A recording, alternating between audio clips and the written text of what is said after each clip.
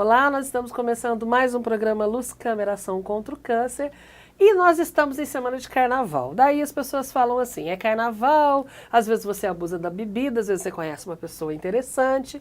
Então, se for levar adiante essa conversa com a pessoa interessante, chegar às vias de fato, use camisinha, proteja-se.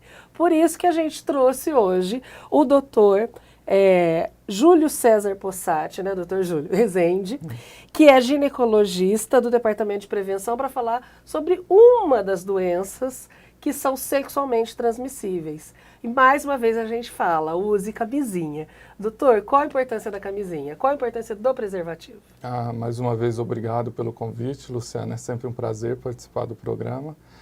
Esse tema de doença sexualmente transmissível sempre vem à tona, é um tema muito comentado nesse período de festas, de carnaval. Eu acho que ninguém tem muita dúvida sobre a necessidade e a importância do uso do preservativo.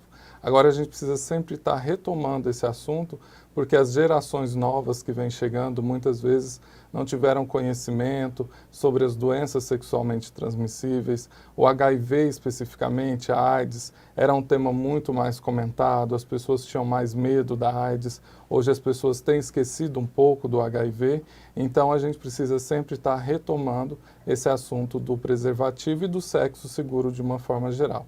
E, na verdade, não é só o preservativo. É importante também a gente mudar um pouco o nosso hábito, o nosso costume.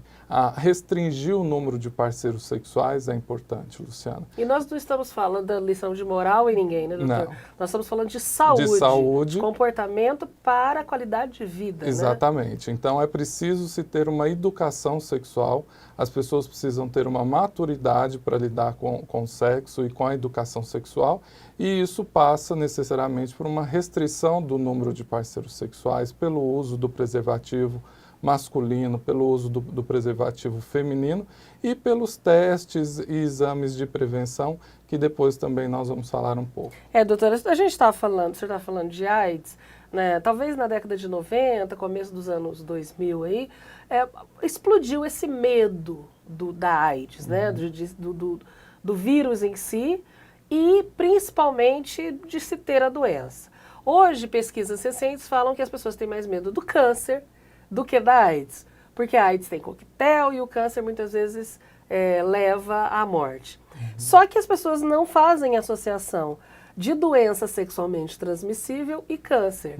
E a gente vai falar de uma especificamente, que é o HPV, que está intimamente relacionado ao câncer, não é isso mesmo? Exatamente.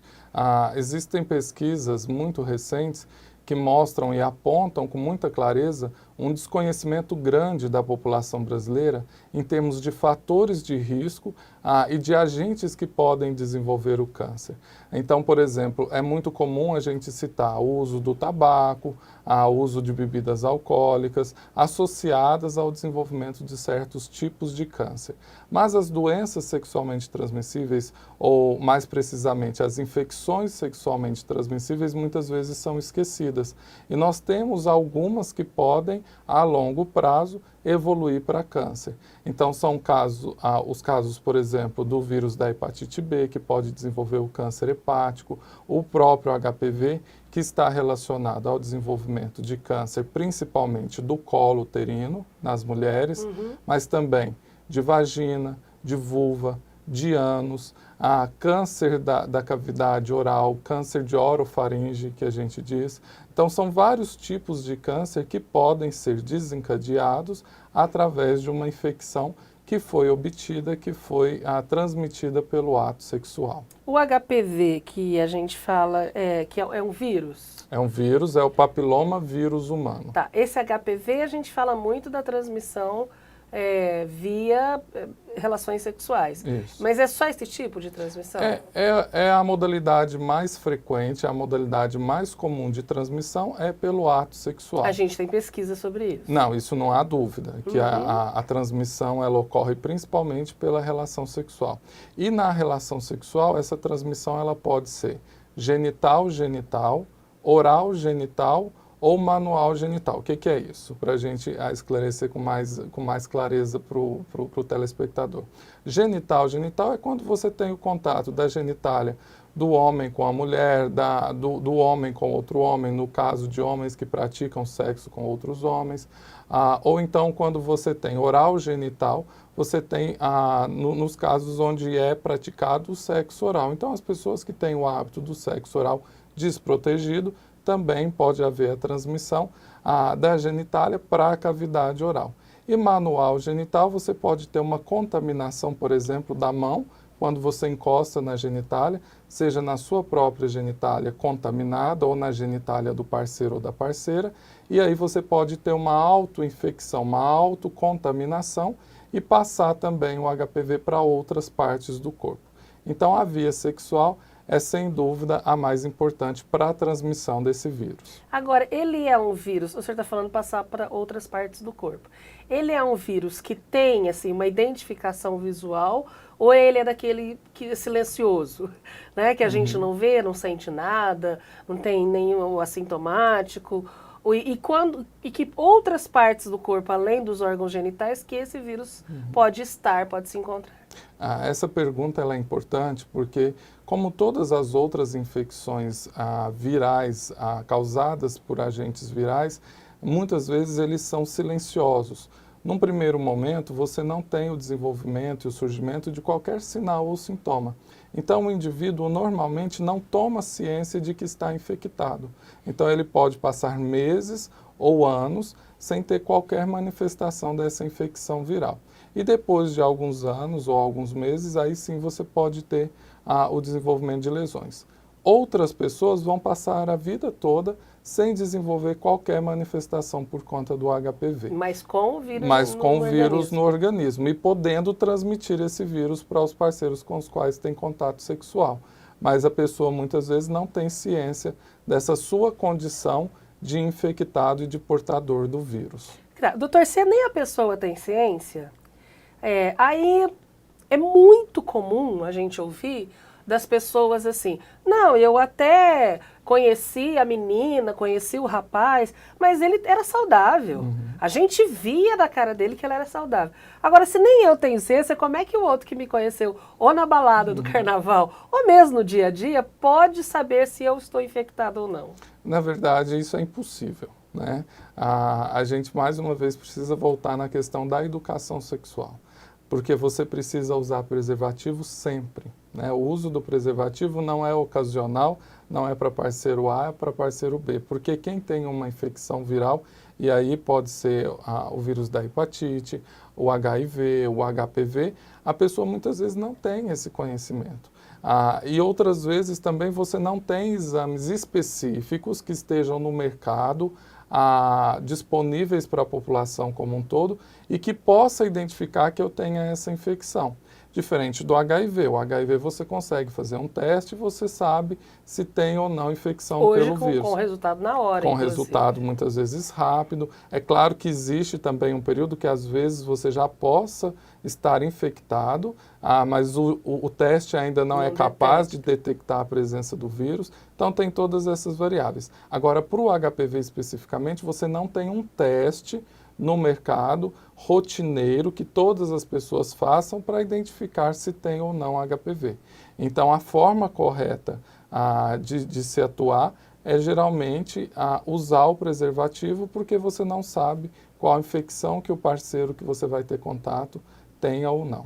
Tá, doutor, outra coisa, para ninguém ficar assustado também. O senhor falou que muita gente tem e não sabe, e não aparece, e não vai aparecer, e tem gente que não vai aparecer a vida inteira.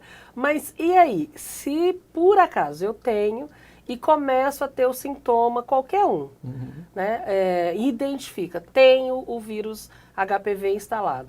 Eu já posso despedir da família, já posso fazer testamento, também não é nada disso, né? Na verdade, via de regra, a infecção pelo HPV é extremamente benigna. A história natural do vírus é uma história que normalmente não leva ao desenvolvimento de doenças graves. Então, a maioria das pessoas que adquirem infecção pelo vírus, essa infecção vai ser transitória.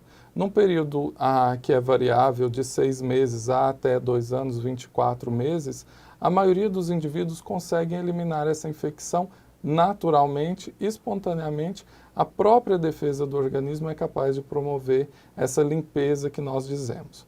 São poucas as pessoas, Luciana, que vão evoluir para uma lesão mais grave, isso depois de 10, 15 anos de instalação da infecção. É quando a gente diz que a pessoa desenvolve um quadro de infecção persistente.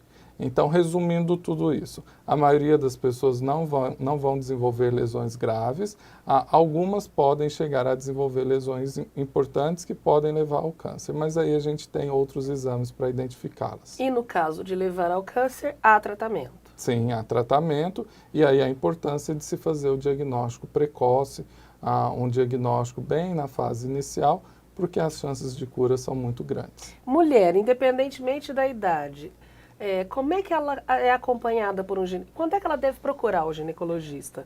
É mensalmente, anualmente, independentemente da idade? A gente orienta já a começar uma educação sexual, principalmente voltada para a questão da vacinação. Nós vamos depois comentar sobre a vacina contra o HPV, mas com o pediatra. Tá?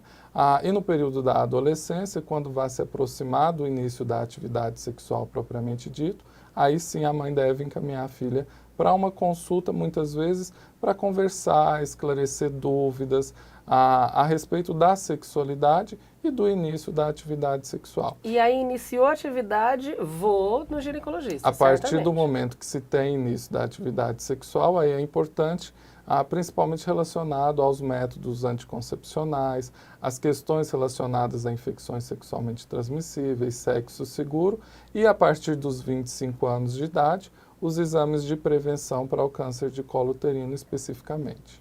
Doutor, para encerrar, né, a gente falou da vacina, a vacina do HPV está à disposição na rede pública, é isso mesmo? Sim, desde 2014, a vacina contra o vírus HPV é disponível para meninas entre 9 e 13 anos de idade. A partir desse ano, principalmente as meninas que completam 9 anos durante o ano de 2016, elas têm direito e devem ser vacinadas contra o HPV. Só procurar uma UBS, uma unidade. É preciso procurar a casa. unidade básica de saúde, de preferência acompanhada dos pais ou responsáveis.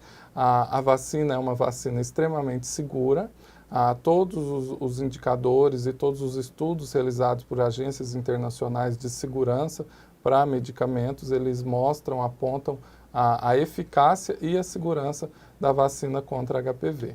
Inicialmente, são indicados 2 doses.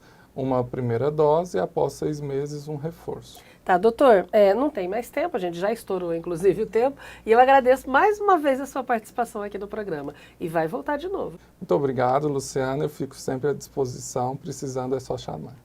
Pois é, e você pode conhecer pessoas no carnaval, na balada, onde for, mas pensa primeiro em você, se cuida. Então, sexo sempre com prevenção, pensando em você e na sua saúde. A gente se vê no próximo programa ou no site hcancerbarretos.com.br.